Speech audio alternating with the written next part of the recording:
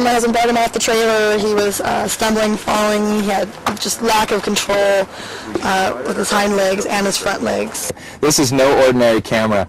It may look like one, but it's very scientific in the applications it's used for.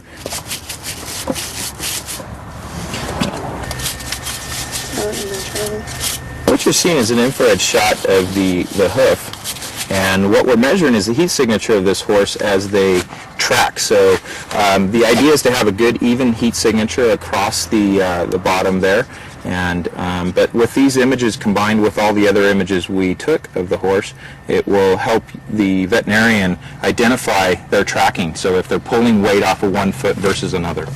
You know, this horse is personal to her, and our application of being able to help a horse by coming in, as she mentioned, and I explained to the client that, you know, we're taking images of this horse, and what this camera is doing is reading a temperature signature of the horse.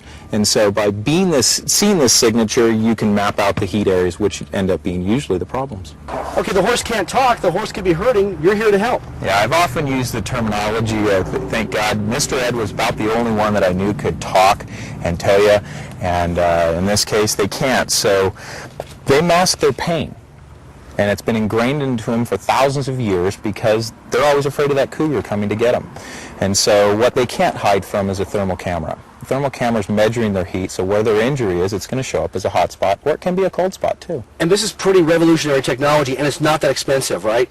The actual scan part of the horse is very reasonable.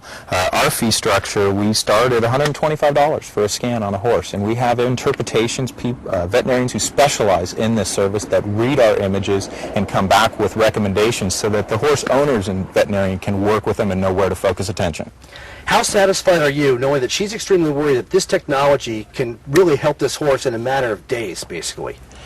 Hands down, if I can help give them the answers they need to help their family member. And then horse tomorrow. There absolutely is no question about the value of the service. What was all that about?